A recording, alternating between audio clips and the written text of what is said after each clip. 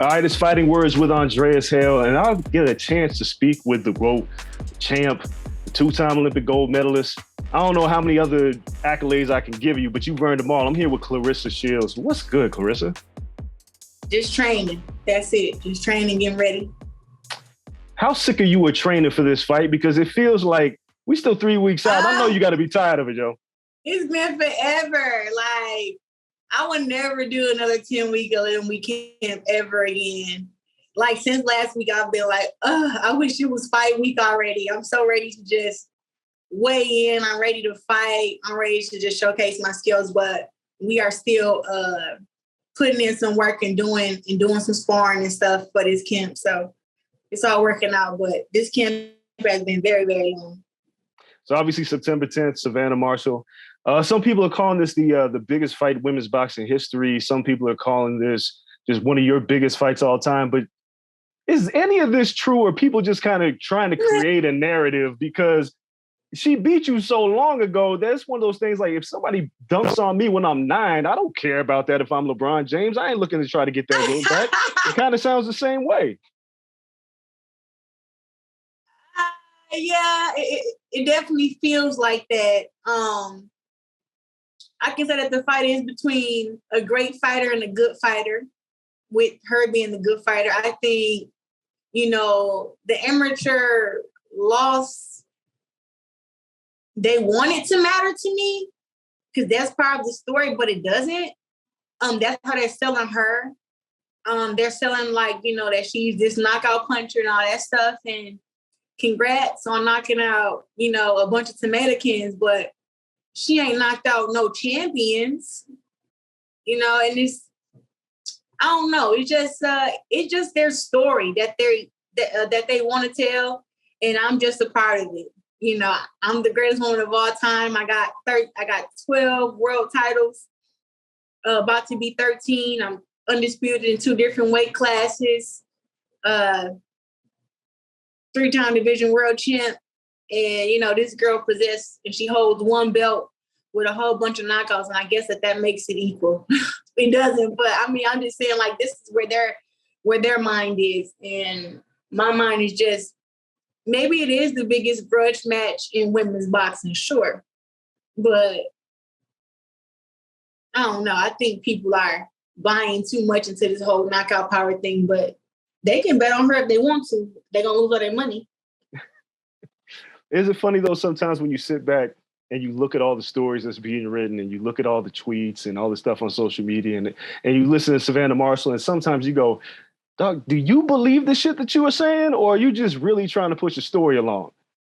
No, Savannah Marshall don't believe it. When I was face to face with her, God gave me a sense of discernment. I don't like the fact that I have that, but sitting there with Savannah Marshall when we did our face-to-face sit down, seeing her at the press conference, listening and reading in between the lines, her story switched up from, Claressa couldn't last 2 minutes, let alone 2 rounds with me, and I'm going to knock Claressa out, and I'm too strong for Claressa Shields. And she says all this stuff, but then when she sees me in person, now it's going to be a tough fight.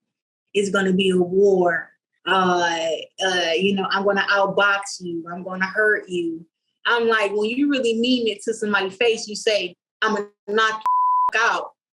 You mean it. And you're able to say it to their face because you know that you possess the skills and the power to do so. She knows she don't possess the power and the skills to do so. She couldn't do it when I was 17, and she can't do it now. I mean, it also kind of feels like the one that got away, right? So it's like, the dude that dated Beyonce in high school, right? And that's his claim to fame for the rest of his life. And somehow right. he got this far now and he's still using it. But now when you actually have to deal with who Beyonce has become, you realize that you're this big. I feel like maybe when she looked you in your eyes, she started to remember, I think I messed with the wrong one. It's about to be real. I don't think that Savannah Marshall thought that I would really come to the UK and fight her. I think that was something that was giving her confidence to talk trash, and because I'm the world champ, right? I'm the one with all the belts and all the accomplishments. So she should be coming to the US to fight against me. Right? But it was like the fact that she was saying, we're going to fight in Newcastle. We're going to fight in my hometown. And she wants to feel like the fight up on her terms. And I was like, all right, it don't matter wherever we fight at. And I think that when she seen that I was really like, we can fight wherever. We can fight in your bathroom. We can fight we can fight in your backyard. Wherever you want to fight at, we can fight at. And I thought she probably felt that that the quote was all talk until I came over there and beat up Emma Cozen. And then when she was right there, I said, well, shit, you next. What's up? And all of a sudden, she fights again. She wasn't supposed to have another fight after that. It was supposed to be me and her. But she fought against Femke. And she thought that I would be scared to fight her in Newcastle, scared to fight her in the UK. And I just said, okay, see you there. And I think that threw her for a loop. And that's why she's gone mute now, because it's real. You have talked yourself into an ass whooping that you can't get yourself out of. Let me ask you this, because fighting in the UK, though, you know there's going to be a big crowd, right? Like, there's going to be a massive crowd. How exciting is that? Because, you know, like this weekend, Anthony Joshua's fighting Alexander Usyk in Saudi Arabia. It's going to be a huge crowd there. And though in the UK, those fans are rabid. There's got to be an exciting feeling to go out there and beat up their hometown hero in their backyard. Well, is she the hometown hero or am I the hometown hero? Well, I guess you would be the hometown hero. I think they're still cheering for you. Well, and I always said, and I say that to say, I won the Olympics in London 2012. You know, she failed them. Her country 2012. She lost the first day. So the American girl, me, I won the Olympics. So I have a huge fan base from then, from people in the UK who follow me and who are fans of me from then.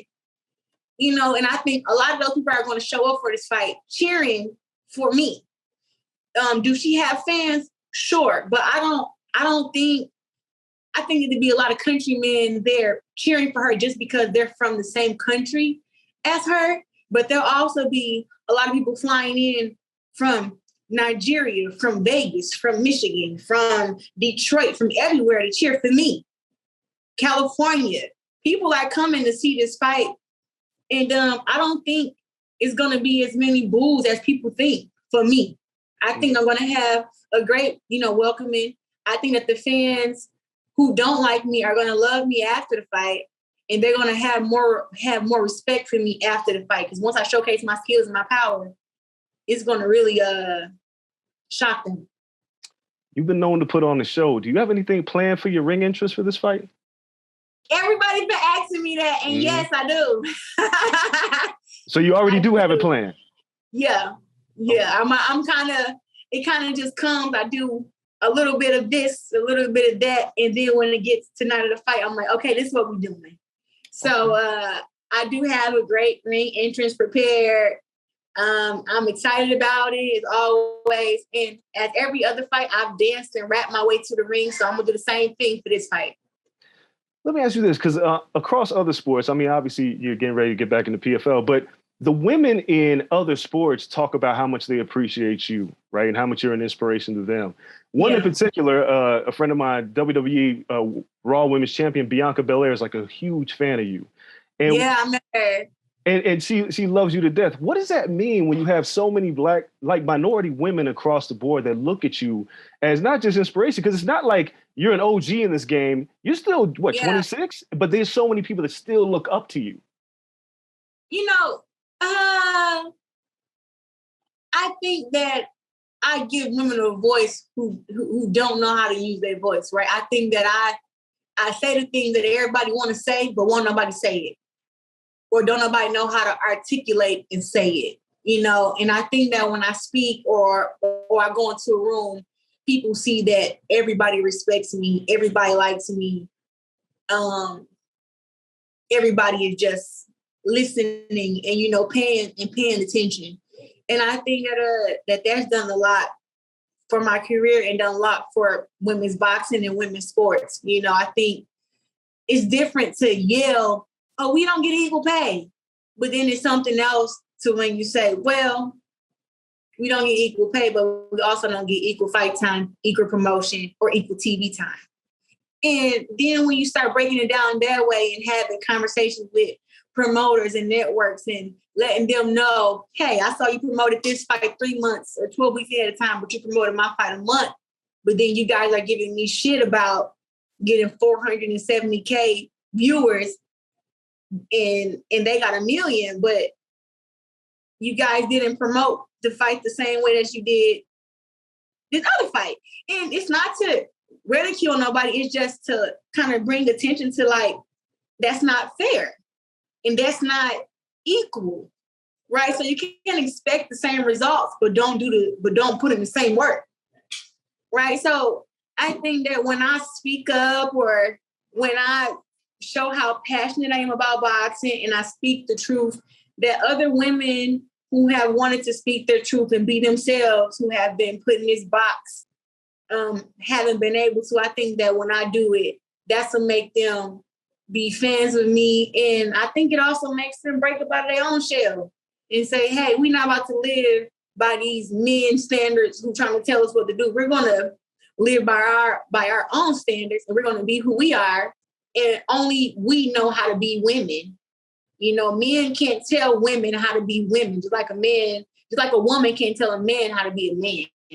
Couple more for you. One, Serena Williams just talked about she's getting ready to retire. We don't know exactly when it's going to be, but it's the end of an era for her. Can you kind of speak on what she's meant to you in your career to see a woman of that stature become a mother, dominate the sport? I mean, she's emphasized and eradicated beauty and all these things for Black women. And now it's like, now we're seeing her walk away from the sport finally that she helped create and bring so many Black women involved. And I feel like you're kind of in a similar space with women's boxing. Well, when I was younger, I looked up to Beyonce and Serena Williams. Not that they're boxers or anything, but they're both dominant in their sports or dominant in their craft, right? And women empowerment, you know, showing off the African-American body. The only reason I did the ESPN body shoot is because Serena Williams did it when they came and said, hey, we want to do the ESPN body shoot with your naked in. At first, I was like, hell no, I ain't doing that. But after doing my research and seeing the other women that did it, one that made me want to do it was like, I'm like, oh, they got Serena Williams on here. And I didn't know she had done that, but just as I feel like me and her body is a little bit similar, I feel like I'm a lot skinnier than her. But I kind of feel like we were kind of built the same in a way, but I just was like, wow, you know, if Serena Williams did it, I'll do it, you know? So, and also looking at how dominant she was, how she stood up for the women in tennis. And I mean, just always had a voice, you know. Well, she didn't really have a voice to me till after she had kids. I mean, after she had her daughter. After she had her daughter, then it was like Serena wasn't biting her tongue no more. You know, but to see someone have so much passion about a sport, it makes me feel all right to know that winning in boxing means a lot to me. That I'm passionate about my sport because it's my life. And this is what I love to do. And there's nothing wrong with me celebrating the fact that I love boxing and celebrating the win. You know, and I think that people are like, oh, you shouldn't. When I first turned pro, they were saying like, oh, you shouldn't celebrate after you won a fight and you should just be happy you won. And I'm just like, when the dude dunked up in a basketball game, he damn near ripped his jersey off and start screaming and stuff. But you telling me that if I beat a girl up and win a world title, that I should just be standing there talking about some, yes, I'm just so gracious that it's like, no, I get to express how happy I am. And that's what I kind of, you know, learned from Serena and from Beyonce, just seeing her snap back and everything after her kids and just have better records after records. And I just always kind of wanted to be like them in my sport. Is there any truth that Jake Paul turned down the opportunity to spar with you? I saw someone report out there that there was an offer for him to spar with you or work with you to some degree, and then something happened. I want to get some clarification on that. No, when Jake Paul was talking shit, you know, for whatever his reasons were, I had said I offered him 100,000. I'm like 100. I bet him 100,000. I said 100,000 for me and you. to go 4 to 6 rounds, and I guarantee you, I can win all of the rounds. Like if we're going to do 2 rounds or we're going to do 6 rounds, I can guarantee you that I can beat you more rounds than you can beat me. And I told her I would put up 100,000 for that in sparring. And he never responded to it. So I guess that is turning down, huh? He ain't want no parts of that. Well, listen, I don't want you to make a prediction on the fight, but obviously the goal here is to be undisputed in 2 weight classes and put this one behind you. Being undisputed in 2 weight classes, everything that you've accomplished, the gold medals, I never want to ask people, like, when do you think about retiring? But is there more for you to accomplish? Like, where does the hunger go from there? Because what is it, to go to another weight class? Like, what do you do after this? You just accept whoever challenges you. You know what I'm saying? Like, that's where my bite and my aggression comes from. Like, I think I work very, very hard in boxing. Well, I know I do. And I train very hard, and I'm very skilled and have a lot of experience. So when I hear a girl, coming up, or, a girl who's a champion, I can beat Claressa Shields, or I can knock Claressa Shields out. It's like, oh, okay. I'm glad you said that. Now I'll do it. I want to give every girl a chance to do it. And if all the baddest girls in the world call me out, I'm going to answer the call for every last one of them. I'm going to beat their ass until my body say, you can't do it no more. I will retire when a girl says, I can beat Claressa Shields. And I sit there and I say, I agree. That's when I retire. Retired then, because it's like, there's always something you can do to beat a fighter who, even if a fighter is better than you, you can still build up to get to where you need to get to up in camp to beat that fighter. But the day where a girl says she can beat me, and I think to myself, 6 to 8 weeks of training, and I still can't beat her. If I think that, I will retire. Well, damn, we got a ways to go for that. But Claressa, I appreciate the time. September 10th, Savannah Marshall going 2 times undisputed. That's what we're looking at here. Huge fight. But thank you again, and good luck. And I hope to speak to you again, champ. Of course. Thank you.